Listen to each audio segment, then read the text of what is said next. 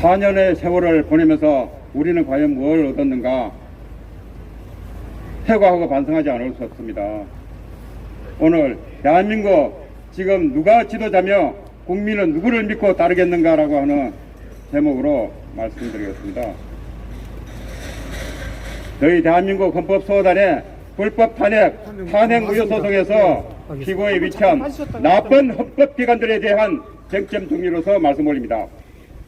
피고 국회에 대하여 피고 국회가 헌법재판소의 2016 헌나 1 대통령 박근혜 탄핵 심판의 탄핵 소추장에 관하여 헌법재판 중 입법 부단히 변경 제출한 탄핵 소추 보정서는 국회법상의 표결을 거치지 않은 무효임을 확인한다. 이런 피고 국회의 불법 행위가 있음을 법원으로부터 우리는 확인을 구하고 있는 것입니다.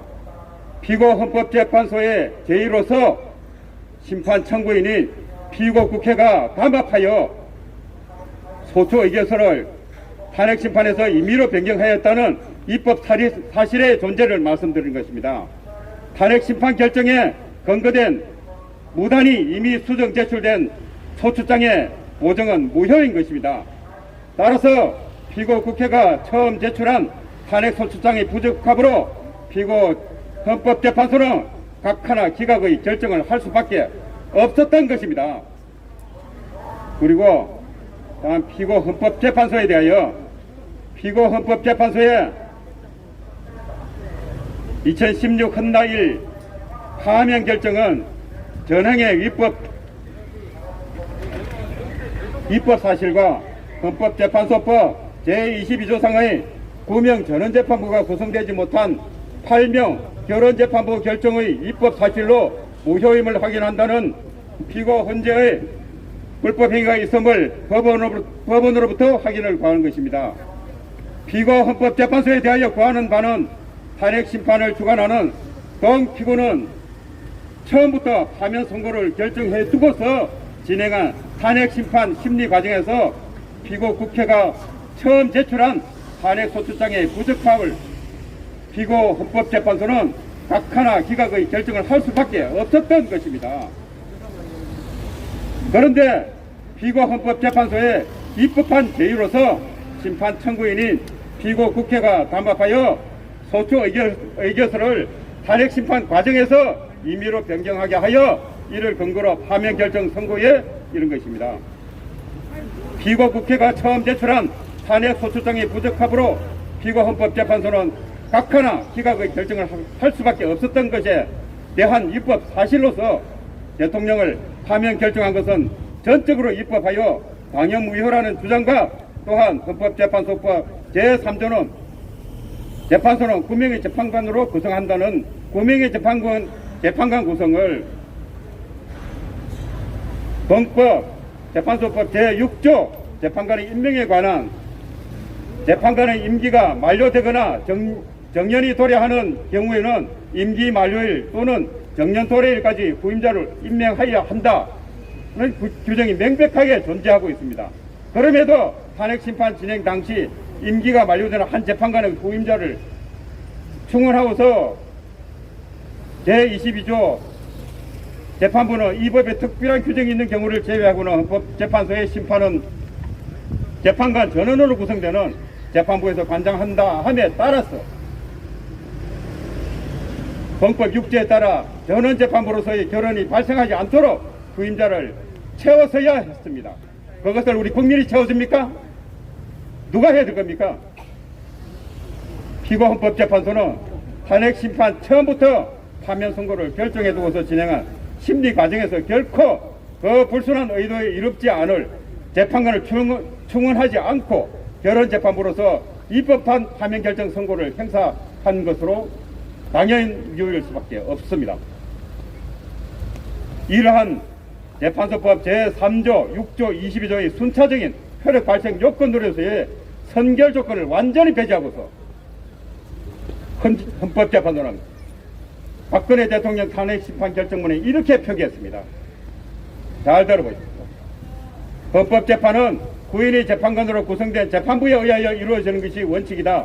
그러나 현실적으로는 일부 재판관이 재판에 참여할 수 없는 경우가 발생할 수밖에 없다. 이에 헌법과 헌법재판소법은 재판관 중 결혼이 발생한 경우에도 헌법재판소의 헌법 소속 기능이 중단되지 않도록 7명 이상의 재판관이 출석하면 사건을 심리하고 결정할 수 있음을 분명히 하고 있다. 그렇다면 헌법재판관 1인이 결혼이 되어 8인의 재판관으로 재판부가 구성되더라도 탄핵 심판을 심리하고 결정하는데 헌법과 법률상 아무런 문제가 없다라고 적어놨습니다. 제가 볼 때 23조에 7인 이상이면 심리할 수 있다 했지 심리하고 판단할 수 있다 없습니다. 이러한 헌법재판관으로서의 법적 사고는 아주 위험하여 법을 모르는 일반인에게 있어서도 이해되지 못할 것인죠. 재판소법 제3조, 제6조, 제22조의 순차적인 효력 발생 요건으로서의 성결 조건을 완전히 배제하였습니다. 그러고서 23조만을 들고서 탄핵 심판을 심리하고 결정하는데 헌법과 법률상에 아무런 문제가 없다고 결정문에 적었습니다. 자동차의 교통에 있어서 예를 들자면 신호를 잘 지켜야 하고 역주행해서는 안 된다는 성결 조건이 법규로서 지켜져야 합니다. 그런 당시의 사정으로 인하여 교통신호도 무시하고 역주행도 했지만 무사고로 잘 도착했으니 뭔 문제가 있는가 하는 결과적인 꼬리만 잡고서 합법 타당하다는 위험한 억지 주장과 전혀 다름이 없는 헌법재판소의 그런 말도 안 되는 탄핵심판 결정이었습니다. 다음 피고중앙선거관리위원회에 대해서 말씀드립니다. 피고중앙선거관리위원회가 2017년 5월 9일 시행한 대통령 선거는 전항의 입법한 사실로 무효로서 그 선거를 실시할 법률상 원인 없었던 원인 무효의 선거였음을 확인한다. 게 피고 선관위가 불법 행위가 있었음을 법원으로부터 확인을 구하는 것입니다. 공직선거법 제1조에서 선거와 관련한 부정을 전제 조건으로 요구하였고, 또한 공법 제16조 벌칙에 있어서 선거와 관련한 부정을 열거하고 이러한 행위에 관한 법규 내 특정의 열거 사항에 대해서만 선거 쟁송의 제소를 인정하고 있습니다. 이렇게 대통령이 거리되지 못한 법률 착오로 실시할 수 있는 선거의 경우까지 공직선거법으로 규율하지 못하고 있습니다. 공직선거법상 이 사건 중앙선거관리위원회가 주관한 2017년 5월 9일 실시한 대통령 선거는 위 피고 국회와 피고 헌법재판소의 탄핵심판에 관한 선제적 위법 사실로서 그 결정 선고는 당연 무효인 것으로 대통령 박근혜는 탄핵된 바가 없습니다. 맞습니다. 그럼에도 불구하고 대통령이 거리되지 않은 선거를 실시해서는 안 되는, 선거를 실시할 이유가 없는 원인 무효의 선거를 실시한 입법을 뿜었습니다. 죽지도 않았는데 죽었다고 장기 치르는 꼴을 대한민국 헌법기관들은 이렇게 서스럼없이 행사했습니다. 지금 현재 피고 입법한 사실상의 가짜 대통령에 대하여 피고 대통령 문재인은 피고 국회, 피고 헌법재판소, 피고 중앙선거관리위원회 각 전원과 같은 입법 사실로서 대한민국 대통령이 법률상 갖는 일체의 권한 없음을 확인한다는 피고 불법 가짜 대통령으로서의 통치행위는 모두 불법 행위일 수밖에 없다는 사실을 법원으로부터 확인을 구하는 것입니다. 피고 대통령에 대한 청구 취지는 피고 국회, 피고 헌법재판소, 피고 중앙선거관리위원회 각 입법한 행위가 점철된 결과로서 피고 불법 가짜 대통령은 대한민국 대통령으로서의 권한이 없는 무권의 불법 가짜 대통령이라는 결론에 이르는 각 피고들의 순차적 입법 행위들의 과정에서 도출된 그 무효 확인을 구하는 소청구의 과정일 뿐입니다. 이렇게 대한민국의 나쁜 헌법기관들에 대해서 저희 대한민국 헌법소단이 소송으로서 준법 국민장을 하고 있는 상황입니다. 이에 주권자의 우리 원고들은